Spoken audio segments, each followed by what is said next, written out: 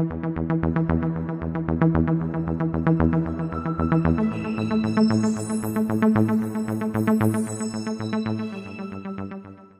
what's up everybody, and welcome back to the Mid-Level Media channel, your hub for everything physical media and entertainment. I am Ken, back again for another review video, and today I want to talk about a very exciting release for the month of January. January's had some real some bangers. It's been a good month, but I want to talk about this latest Vinegar Syndrome release, Dead Heat. Now, this is Dead Heat on 4K right here, guys. You see that 4K popping out the top? So yeah, I'm super excited to talk about this one, not only because it was my first time watching this 1988 film, but also because this was the first time, this was my first experience with Vinegar Syndrome. So as you guys know, people that are well versed in the channel, you'll know that you know, I'm not the biggest Vinegar Syndrome buyer, supporter, whatever. It's not that I don't support them, it's just I don't get into a lot of their stuff. So this was my first title that I got from them. Well, actually, it's not the first. I got a Blu-ray from Vinegar Syndrome a long time ago. I think I got it off Amazon, but this is the first time I pre-ordered a title from Vinegar Syndrome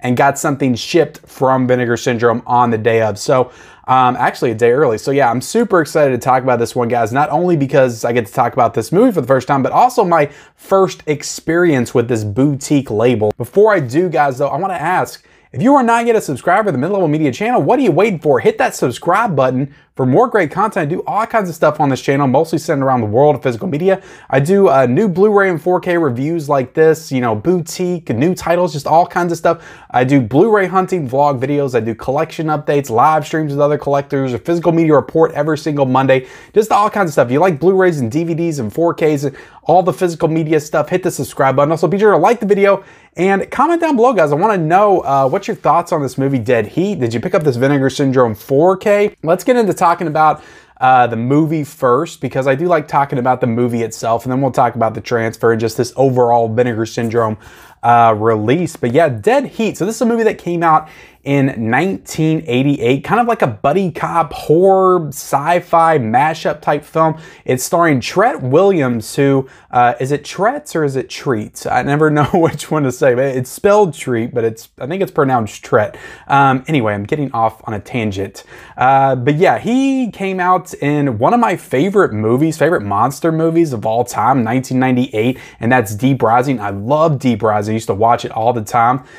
He's been in some other stuff. He's been in some TV. I think he was on a CW TV show, Everwood. I remember watching that with my wife when we were dating in high school. But yeah, Treat Williams, he's fun. I think he was also the villain in The Phantom, Billy Zane. That's the other thing that I know him from. But yeah, he's a really fun actor. You also got Joe Piscopo in this movie, which going through the special features, apparently he was on Saturday Night Live in like the early 80s or something like that. So he's a comedian, but he reminded me so much of Lou Ferrigno when I watched him. He just has that, like, I don't know, like bruteness to him. He's a big, like, buff dude.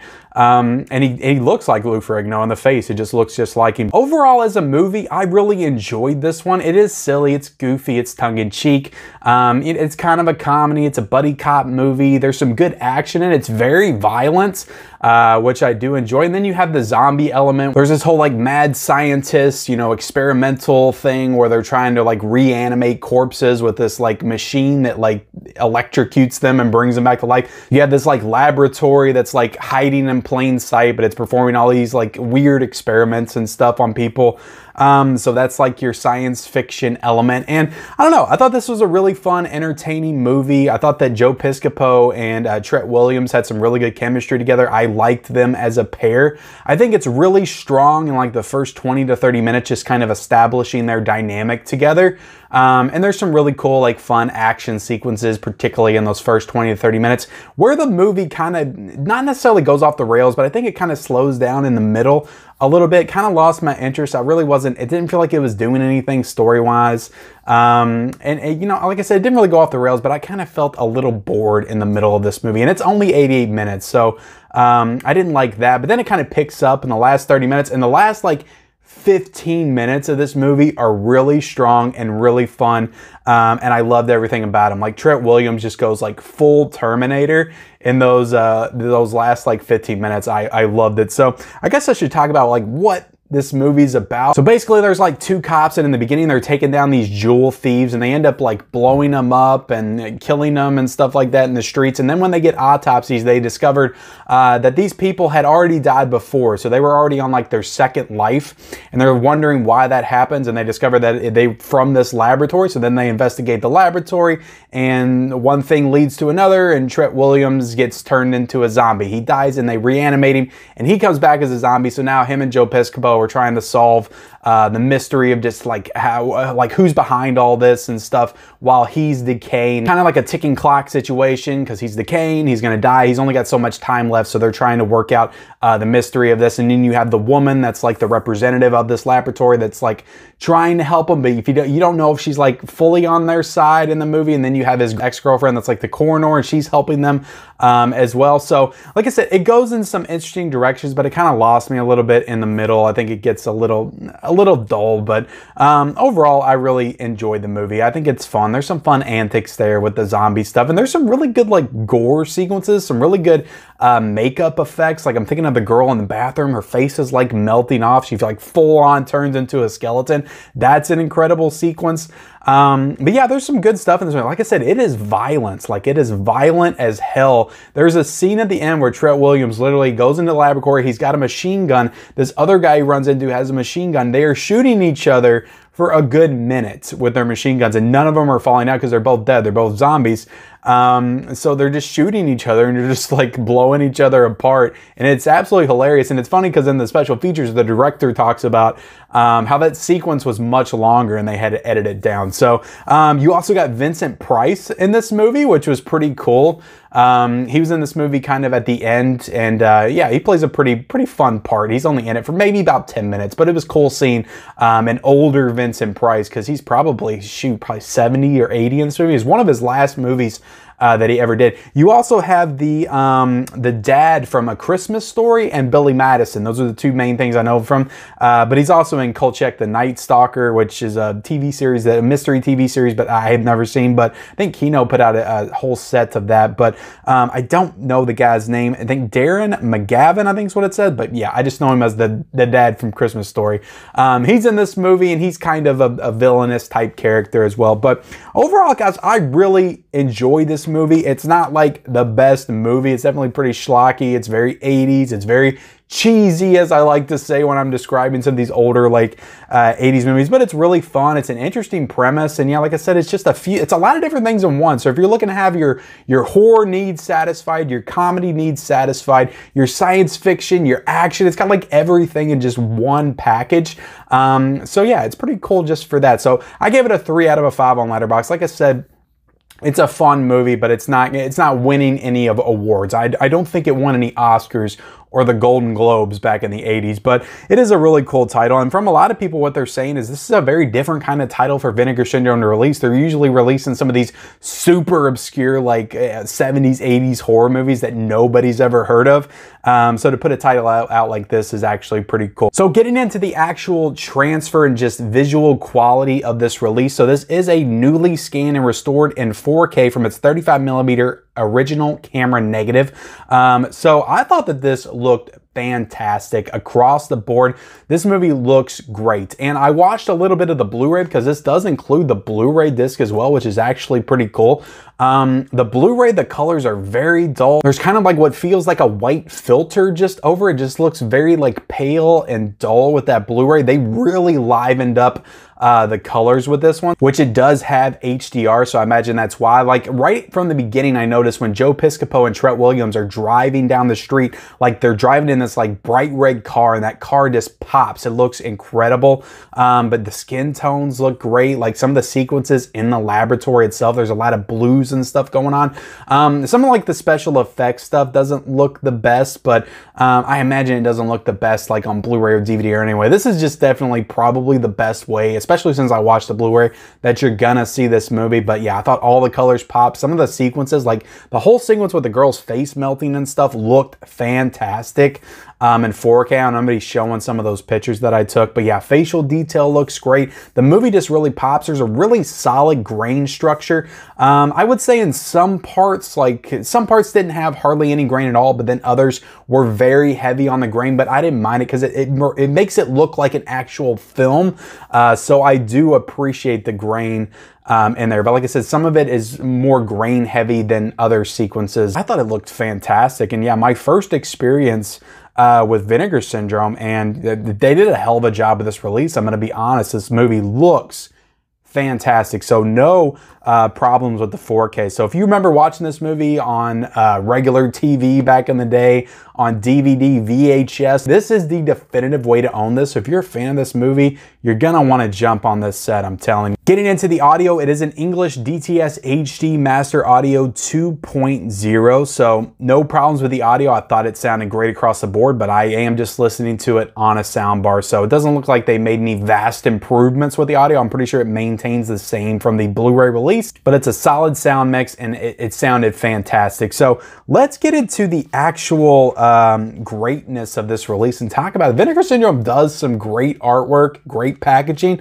I will say that about them. But this just knocks it out of the park. Look at this right here. That cover is so good. It's embossed. It has this like nice glossy embossing right here with the badge with the dead heat on it that I think just looks fantastic. You got the zombie hand coming up. You got the back right here with Joe Piscopo holding up the panties, which is actually a pretty funny sequence in the film where they're talking to that girl. And then you got Treat Williams with the gun. So yeah, just the classic like buddy cop stance right there. And then you got the dead heat on the side. That's embossed as well. So the packaging, man, I cannot say enough good things about it. And then you go into the actual 4K case, which is amazing. And let's check out this disc art. Oh, that is incredible disc art. Different disc art on both the Blu-ray and the 4K, which I absolutely appreciate. And then you got reversible cover art, guys. This is just a fantastic release by Vinegar Syndrome. But yeah, packaging's great. Getting into the special features, guys, you got tons of brand new special features in this release. There's nothing that's rehashed from older releases. I think there's one archival interview, but a lot of this stuff is new. You do get an archival commentary track with director Mark Goldblatt and screenwriter Terry Black alongside producer Michael L. Meltzer and David Helprin. So speaking of that, I didn't get to talk about the director, but the director of this movie, this was his first film, so I think he did a really good job with this movie, just bringing all, like I said, bringing all these genres together in one package. I thought he did an incredible job balancing everything and just making sure all the tones fit together in this film. So if this was his first film. He also did The Punisher with Dolph Lundgren in 1989, so 1 year later. And then that was the last film that he ever directed. He went on from there, I think, to work on T2 with James Cameron. I think he was an editor on that. He also worked on the original Terminator, so he worked on a lot of these like really awesome action flicks in the 90s and the 80s and stuff. So definitely did a great job with the directing though. So I just wanted to bring that up because I didn't get to in the review itself. But the building blocks of movies, a brand new interview with director Mark Goldblatt. This was a really good interview. One thing I'll say about Mark Goldblatt, I'm probably saying his name wrong, but he's very soft-spoken and kind of timid acting in this interview. But it's a really good interview. It's really insightful. It talks about how like the studio was not behind this film at all when they put it out. Very little promotion was put into it, and it kind of found its audience on VHS and you know, through other means later on, kind of grew a cult following. So he talked about that, and this is a really cool interview from him, just talking about the making of this movie and the different things that went on along the way. So you also got let's see, 1,000 Feet of Lighting, a brand new interview with visual effects artist Ernest Fernino, seizing the opportunity, a brand new interview with second unit director Patrick Reed Johnson, how to edit for an editor, a brand new interview with editor Harvey Ronstock, Happy Accidents Happen, a brand new interview with composer Ernest Troost, and Dead and Alive, an archival interview with makeup effects creator Steve Johnson. Yeah, Steve Johnson did a hell of a job with the makeup. Like, I thought it looked, even that scene, like when Treat Williams kind of goes full zombie, he's like burned and stuff on the side. He looks great. That makeup looks great, and it looks great in 4K as well. So he did a great job. He gets still galleries, original theatrical trailers, TV spots, deleted scenes, archival EPK featurettes, and an MIFED promotional piece. Now, one thing I'll also say is none of those special features are present on the 4K. You have to watch the Blu-ray. You have to put in the Blu-ray to see those special features. So the 4K itself is just the movie, and that's it. The audio commentary might be on the 4K, but I don't think it is. I think it's all, everything is on the Blu-ray, so you got to pop that in to get those special features. But yeah, guys, overall, this is a fantastic release. I'm super happy with this. First experience with Vinegar Syndrome is a very positive experience. Now, am I going to turn into a Vinegar Syndrome nut and just start ordering everything they put out? Probably not, but I will be on the lookout for a cool Vinegar Syndrome title that I think is worth picking up in the future for sure. And I would like to review, you know, at least a few of these this year. I didn't get to talk about any of the Vinegar Syndrome titles that came out last year. They definitely put out some cool stuff. So I'm going to pay attention a little bit more to Vinegar Syndrome in the future going forward. Yeah, but guys, I recommend this. Right now, you can get it on Vinegar Syndrome's website for $34.99. You're going to pay $5 for shipping, but I think it's worth it, especially if you're a fan of this movie. I think it's absolutely worth it. This is an excellent release. With that, we are done with this review of Dead Heat on 4K. I hope you enjoyed the review. Please hit that like button, comment down below your thoughts on this movie. Are you going to pick this release up based on my recommendation? I will be leaving the link for purchase in the description below. Also, be sure to subscribe to my channel if you haven't already. Turn on those bell notifications and follow me on all my social media accounts. Those links are in the description below, and I'll see you next time.